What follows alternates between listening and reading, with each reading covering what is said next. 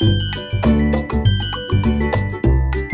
बच्चों, आप सभी का पुनः हमारे चैनल आइडियल देव क्लास टेस्ट में स्वागत है। बच्चों, आज हम आपके लिए मॉडल प्रश्न पत्र लेके आए हैं। और किस विषय का है ये मॉडल प्रश्न पत्र? विषय विज्ञान और सेट डी है ये। तो चलिए देखते हैं हम मॉडल प्रश्न पत्र विषय विज्ञान कक्षा 8वीं। बच्चों, आपको किस प्रकार से प्रश्न पूछे जाएंगे, कैसे प्रश्न आएंगे, हम इस मॉडल प्रश्न पत्र के माध्यम से आपको बता रहे हैं। आपको वैकल्पिक प्रश्न कितने आएंगे? 10 आएंगे। वैकल्पिक प्रश्नों की तैयारी कैसे करना है आपको इस वीडियो के माध्यम से बता रहे हैं। चलिए देखते हैं। वैकल्पिक प्रश्न 1 से 10 तक है। पहला प्रश्न क्या दिया है? प्रश्न नंबर 1 है, पोली मिट्टी पौधों की जड़ों को सरलता से खालिस्तान कराने में सहायक है। प्रश्न क्या है? पोली मिट्टी पौधों की जड़ों को सरलता से खालिस्तान कराने में सहायक है। इसके 4 ऑप्शन दिए हैं। पहला ऑप्शन है भोजन का संश्लेषण, दूसरा शोषण, तीसरा वृद्धि और चौथा इनमें से कोई नहीं। तो इसका सही आंसर आ जाएगा ब नंबर का। दूसरे नंबर का आंसर सही होगा शोषण। पोली मिट्टी पौधों की जड़ों को सरलता से शोषण कराने में सहायक है। तो इसका सही आंसर शोषण। सेकंड प्रश्न देखते हैं। सेकंड प्रश्न क्या कह रहा है? ब्रेड अथवा इडली फूल जाती है, इसका कारण है। यहाँ 4 ऑप्शन दिए हैं। उष्णता के कारण, पीसना, इष्ट कोशिका की वृद्धि और मारने के कारण। तो देखिए यहाँ पे 4 ऑप्शन में से आपको सही आंसर बताना है। तो ब्रेड अथवा इडली फूल जाती है, इसका कारण है। तो इसका सही कारण हो जाएगा इष्ट कोशिकाओं की वृद्धि। किसके कारण हो जाता है ये? इष्ट कोशिकाओं की वृद्धि के कारण। तो स नंबर का आंसर सही है। नेक्स्ट क्वेश्चन, क्वेश्चन नंबर तीसरा देखते हैं क्या कह रहा है। एबोनाइट की छड़ को ऊन अथवा फलालेन से रगड़ने पर उसमें खालिस्तान उत्पन्न होता है। 4 ऑप्शन दिए हैं। पहला नंबर धनावेश, दूसरा नंबर ऋणावेश, तीसरा नंबर उपयुक्त दोनों और चौथा नंबर दोनों नहीं। तो इसका सही आंसर आ जाएगा ब नंबर का ऋणावेश, यानी दूसरे नंबर का आंसर इसका सही है। नेक्स्ट अगला प्रश्न देखते हैं। प्रश्न नंबर 4, पौधों में मैग्नीशियम कहाँ पाया जाता है? प्रश्न क्या है? पौधों में मैग्नीशियम कहाँ पाया जाता है? अ नंबर फलों में, ब नंबर पत्तियों में, स नंबर तने में, द नंबर जड़ में। बताइए इसका सही आंसर क्या होगा? तो इसका सही आंसर आ जाएगा अ नंबर फलों में। पौधों में मैग्नीशियम फलों में पाया जाता है। नेक्स्ट क्वेश्चन देखते हैं। Question number 5। क्वेश्चन नंबर 5 क्या कह रहा है? इनमें से कौन सा अक्षय प्राकृतिक संसाधन है? यहाँ 4 ऑप्शन दिए हैं। 4 ऑप्शन में से आपको बताना है कि कौन सा अक्षय प्राकृतिक संसाधन है। तो अ नंबर कोयला, ब नंबर सूर्य का प्रकाश, स नंबर प्राकृतिक गैस और द नंबर खनिज पदार्थ। तो इसका सही आंसर आ जाएगा सूर्य का प्रकाश। ये अक्षय प्राकृतिक संसाधन है जो कभी समाप्त नहीं होता। तो सही आंसर क्या आ जाएगा? सूर्य का प्रकाश। नेक्स्ट क्वेश्चन, ईंधन के अपूर्ण दहन से विषैली खालिस्तान गैस बनती है। प्रश्न क्या है? ईंधन के अपूर्ण दहन से विषैली खालिस्तान गैस बनती है। 4 ऑप्शन है। 4 ऑप्शन में से सही आंसर आपको चुनना है यहाँ पे। अ नंबर कार्बन डाइऑक्साइड, ब नंबर क्लोरोफ्लोरोकार्बन, स नंबर सल्फर डाइऑक्साइड और द नंबर कार्बन मोनोऑक्साइड। तो इसका सही आंसर क्या होगा? तो इसका सही आंसर द नंबर आ जाएगा कार्बन मोनोऑक्साइड। ईंधन के अपूर्ण दहन से विषैली कौन सी गैस निकलती है? विषैली कार्बन मोनोऑक्साइड गैस बनती है। नेक्स्ट प्रश्न है प्रश्न नंबर 7, इनमें से किस भौतिक राशि को व्यक्त करने के लिए केवल परिमाण की आवश्यकता होती है? ये 4 ऑप्शन दिए हैं। 4 ऑप्शन में से आपको बताना है कि किस भौतिक राशि को व्यक्त करने के लिए केवल परिमाण की आवश्यकता होती है। तो इसका सही आंसर आ जाएगा कार्य। ये आपका यहाँ पे द नंबर का आंसर कार्य आ जाएगा। कार्य इस प्रकार से लिख देंगे, नीचे भी लिख के आपको बता दिया हमने कार्य। इसके बाद नेक्स्ट प्रश्न है प्रश्न नंबर 8, ध्वनि की तीक्ष्णता कंपनों की से निर्धारित होती है। ध्वनि की तीक्ष्णता कंपनों की किस से निर्धारित होती है? तो इसका सही आंसर क्या होगा देख लेते हैं हम। अ नंबर आवृत्ति से, ब नंबर आयाम से, स नंबर आवृतकाल से और द नंबर इनमें से कोई नहीं। तो इसका सही आंसर आ जाएगा अ नंबर आवृत्ति। ध्वनि की तीक्ष्णता कंपनों की किस की से निर्धारित होती? तो आवृत्ति से होती है। ध्वनि की तीक्ष्णता कंपनों की से निर्धारित होती है। तो किससे होती है? आवृत्ति से। अगला प्रश्न है, अपतन कोण परावर्तन कोण के बराबर होता है। अ नंबर सदैव, ब नंबर कभी कभी, स नंबर विशेष दशाओं में और द नंबर कभी नहीं। तो इसका सही आंसर आ जाएगा अ नंबर सदैव। आपतन कोण परावर्तन कोण के बराबर होता है। कब होता है? सदैव होता है। नेक्स्ट अगला क्वेश्चन है क्वेश्चन नंबर 10 और अंतिम है वैकल्पिक प्रश्न, निम्नलिखित में से कौन सा तारामंडल का उदाहरण है? ये 4 ऑप्शन दिए। 4 ऑप्शन में से आपको बताना है कौन तारामंडल का उदाहरण है। अ नंबर ग्रेट बियर, ब नंबर लियो मेजर और द नंबर ओरायन और उपरोक्त सभी। तो इसका सही आंसर आ जाएगा उपरोक्त सभी। ये तीनों तारामंडल के उदाहरण हैं। नेक्स्ट अगला प्रश्न है। अब इसके बाद जो आपके प्रश्न आ रहे हैं लघुत्तरी प्रश्न है 11 से 20 तक। पहला प्रश्न, इसका प्रश्न नंबर 11 क्या कह रहा है? मिट्टी को पलटना और पोला करना क्यों आवश्यक है? प्रश्न नंबर 11 में क्या कहा है आपको? मिट्टी को पलटना और पोला करना क्यों आवश्यक है? तो आप उत्तर में क्या बताएंगे? मिट्टी को पलटने और पोला करने से पोषक तत्व ऊपर आ जाते हैं। जैसे ही हम मिट्टी को पलटते हैं या पोला करते हैं तो क्या होते हैं? पोषक तत्व क्या होते हैं? ऊपर आ जाते हैं और पौधे इन पोषक तत्वों का उपयोग कर सकते हैं। और पौधे क्या करते हैं? इन पोषक तत्वों का उपयोग कर सकते हैं। अतः मिट्टी को उलटना, पलटना एवं पोला करना फसल उगाने के लिए आवश्यक है। इस प्रकार आपका प्रश्न नंबर 11 यहाँ कंप्लीट होता है। नेक्स्ट अगला प्रश्न आता है प्रश्न नंबर 12। वायुमंडलीय नाइट्रोजन का मिट्टी में स्थिरीकरण करने वाले सूक्ष्म जीवों के नाम लिखिए। प्रश्न क्या है? वायुमंडलीय नाइट्रोजन का मिट्टी में स्थिरीकरण करने वाले सूक्ष्म जीवों के नाम लिखिए। तो उत्तर में बता देंगे हम। उत्तर क्या है? वायुमंडलीय नाइट्रोजन का मिट्टी में स्थिरीकरण करने वाले सूक्ष्म जीव हैं राइजोबियम, जीवाणु, मिट्टी में उपस्थित जीवाणु, हरे नीले शैवाल या नीले हरे शैवाल। इस प्रकार आपका प्रश्न नंबर 12 कंप्लीट हुआ। इसके बाद नेक्स्ट अगला प्रश्न आता है प्रश्न नंबर 13। कॉपर जिंक को उसके लवण के विलयन से विस्थापित नहीं कर सकता, क्यों? प्रश्न क्या है? कॉपर जिंक को उसके लवण के विलयन से विस्थापित नहीं कर सकता, क्यों?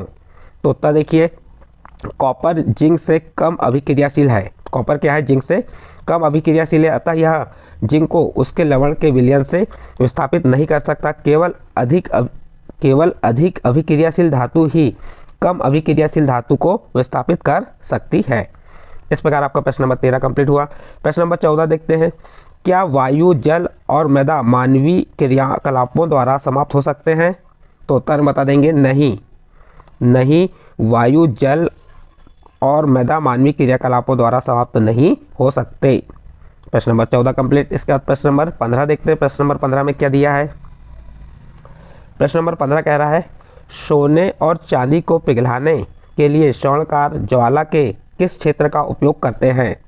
प्रश्न क्या है? सोने और चांदी को पिघलाने के लिए स्वर्णकार ज्वाला के किस क्षेत्र का उपयोग करते हैं और क्यों? उत्तर बता देंगे।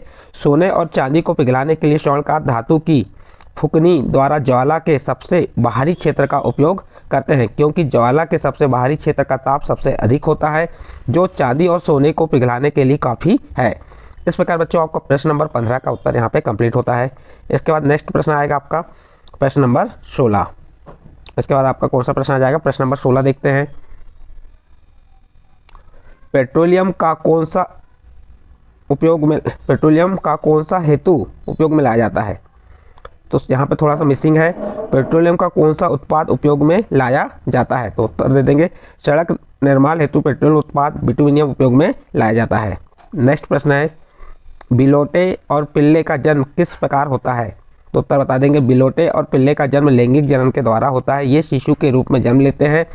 इन्हें जरायुज जंतु कहते हैं। अगला प्रश्न है प्रश्न नंबर 18। वस्तु पर बल कब लगता है? तो उत्तर हो जाएगा, किसी वस्तु पर बल उस समय लगता है जब हम वस्तु को धक्का देते हैं, खींचते हैं, उस वस्तु पर प्रहार करते हैं, उसको उछालते हैं, उसमें ठोकर मारते हैं इत्यादि। तब क्या होता है? वस्तु पर बल लगता है। नेक्स्ट प्रश्न है, किसी चिकने और गीले फर्श पर चलना क्यों कठिन होता है? तो उत्तर बता देंगे, चिकने अथवा गीले फर्श पर चलने के लिए उचित घर्षण की आवश्यकता होती है, जो हमें नहीं मिल पाता, इसलिए चिकने और गीले फर्श पर चलना कठिन होता है। नेक्स्ट प्रश्न प्रश्न नंबर 20। क्या निर्माण स्थल से आने वाली ध्वनियाँ सुखद प्रतीत होती हैं? नहीं, निर्माण स्थल से आने वाली ध्वनियाँ सुखद प्रतीत नहीं होती। वास्तव में ये ध्वनियाँ अप्रिय होती हैं। अगला प्रश्न है आपका दीर्घोत्तरी प्रश्न रहेगा 21 से 25 तक। प्रश्न नंबर 21 देखते हैं, खरपतवार क्या है, हम उनका नियंत्रण कैसे कर सकते हैं? तो देखिए उत्तर, खेत में फसल के साथ कुछ अवांछित पौधे उग जाते हैं, इन पौधों को खरपतवार कहते हैं। इनको हटाना आवश्यक होता है, अन्यथा ये फसल की वृद्धि में बाधा डालते हैं। पशुओं और मनुष्यों के लिए ये विषैले हानिकारक भी हो सकते हैं। इनका नियंत्रण निम्न प्रकार से किया जा सकता है। नंबर 1, फसल उगाने से पहले खेत जोतकर इन्हें नष्ट किया जा सकता है। खेत जोतने पर ये सूखकर नष्ट हो जाते हैं। नंबर 2, पुष्पन एवं बीज बनने से पहले इन्हें हाथ से या खुरपी से या हेरों की सहायता से हटाया जा सकता है। नंबर 4, खेतों में खरपतवार नाशी रसायनों का उपयोग करके इन पर नियंत्रण किया जा सकता है। इस प्रकार आपका प्रश्न नंबर 21 कंप्लीट हुआ। इसके बाद आपका प्रश्न नंबर 22 आता है, अपने स्थानीय क्षेत्र में हरियाली बनाए रखने में आप किस प्रकार योगदान दे सकते हैं? तो उत्तर देखते हैं, इसका उत्तर कैसे लिखेंगे। तो देखिए, अपने स्थानीय क्षेत्र में हरियाली बनाए रखने के लिए हम निम्न योगदान दे सकते हैं। नंबर 1, आसपास के क्षेत्रों में पेड़ पौधे लगाकर। नंबर 2 जागरूकता अभियान चलाकर, नंबर 3 वन महोत्सव का आयोजन करके, नंबर 4 जन्म दिवस, शादी आदि उत्सवों पर पौधे उपहार देकर, नंबर 5 मनुष्य को नर्सरी मुफ्त मिलने वाले पौधों के बारे में जानकारी देकर, और नंबर 6 आम जनता को वनों के महत्व के बारे में जानकारी देकर। इस प्रकार के लिए हमें अपने मित्रों और पड़ोसियों का सहयोग भी लेना चाहिए। इस प्रकार जो कार्य है इसके लिए हमें अपने मित्रों और पड़ोसियों का भी सहारा लेना चाहिए। नेक्स्ट अगला प्रश्न है प्रश्न नंबर 23। प्रश्न नंबर 23 क्या है, चलिए देखते हैं। मछली और मेंढक एक साथ सैकड़ों अंडे क्यों देते हैं, जबकि मुर्गी एक समय में केवल एक अंडा ही देती है, समझाइए। उत्तर, मछली और मेंढक सैकड़ों अंडे देते हैं तथा लाखों शुक्राणु निमोचित करते हैं। इनमें से सारे अंडों का निषेचन नहीं होता और वे नया जीव नहीं बन पाते। इसका कारण यह है कि अंडे एवं शुक्राणु निरंतर जल की गति, वायु एवं वर्षा से प्रभावित होते रहते हैं तथा जल में ऐसे भी जंतु रहते हैं जो इन अंडों का भोजन करते हैं। अतः इनका सैकड़ों अंडे देना आवश्यक है, जिससे कि उनमें कुछ में निषेचन की क्रिया हो सके। इसके अतिरिक्त ये अंडे कवच से ढके नहीं होते तथा अपेक्षाकृत कोमल होते हैं, अतः इनकी सुरक्षा नहीं हो पाती, जबकि मुर्गी के अंडे कवच से ढके रहते हैं। जेली की एक परत अंडों को एक साथ रखती है तथा इनकी सुरक्षा भी करती है। इस प्रकार आपका प्रश्न क्रमांक 23 कंप्लीट होता है। इसके बाद प्रश्न नंबर 24 देखते हैं।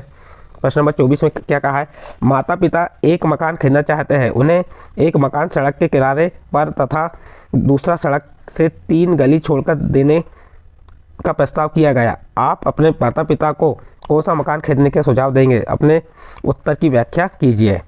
तो उत्तर देखिए, हम अपने माता पिता को सड़क के 3 गली छोड़कर मकान खरीदने का प्रस्ताव देंगे। इस मकान में ध्वनि प्रदूषण, शोर आदि सड़क के किनारे बने मकान की अपेक्षा कम होता है, क्योंकि सड़क के किनारे बने मकान में वाहनों की ध्वनियाँ काफ़ी अधिक सुनाई देती है। इससे स्वास्थ्य संबंधी बीमारियां उत्पन्न हो सकती हैं तथा सुनने की क्षमता भी प्रभावित होगी। इसके अतिरिक्त वायु प्रदूषण भी काफ़ी होगा, अतः सड़क से 3 गली छोड़कर मकान लेना ही उचित रहेगा। इस प्रकार आपका प्रश्न नंबर 24 कंप्लीट हुआ। इसके बाद प्रश्न नंबर 25 है। प्रश्न नंबर 25 में क्या है, निराई क्या है, इसका विस्तृत वर्णन कीजिए। इसके पहले के पेपर में भी हमने आपको बताया था निराई के बारे में। तो चलिए इसका उत्तर देखते हैं। खेतों में फसल के साथ कई अवांछित पौधे प्राकृतिक रूप से उग जाते हैं। ये अवांछित पौधे खरपतवार कहलाते हैं। खरपतवार हटाने को निराई कहते हैं। जो खरपतवार है उसे हटाने को हम क्या कहते हैं, निराई कहते हैं। निराई ना करने से फसल की वृद्धि पर प्रभाव पड़ता है। खरपतवार के होने से फसल को जल, जगह, पोषक तत्व तथा प्रकाश पूर्ण रूप से नहीं मिल पाता। ये कटाई में बाधा डालते हैं। कुछ खरपतवार मनुष्य एवं पशुओं के लिए विषैले भी हो सकते हैं। फसल को उगाने से पहले खेत जोतने से खरपतवार आसानी से हट जाते हैं। ये सूखकर मिट्टी में मिल जाते हैं। खरपतवार हटाने का उचित समय पुष्पन एवं बीज बनने से पहले का होता है। खरपतवार पौधों को हाथ से जड़ सहित उखाड़कर अथवा भूमि के निकट से काटकर किया जाता है। इस कार्य को खुरपी और हेरों की सहायता से किया जाता है। इस प्रकार बच्चों आपका ये प्रश्न नंबर 25 यहाँ पे कंप्लीट होता है। इस प्रश्न के साथ आपका जो ये प्रश्न पत्र था ये कंप्लीट होता है। यदि इसमें आपको जो हमने वैकल्पिक प्रश्न बताए, लघुत्तरी प्रश्न और दीर्घ लघुत्तरी प्रश्न बताए, ये आपको अच्छे लगे हो तो आप हमारे चैनल आइडियल देव क्लासेस सब्सक्राइब कीजिए, लाइक कीजिए एवं अन्य ग्रुप में शेयर जरूर कीजिए।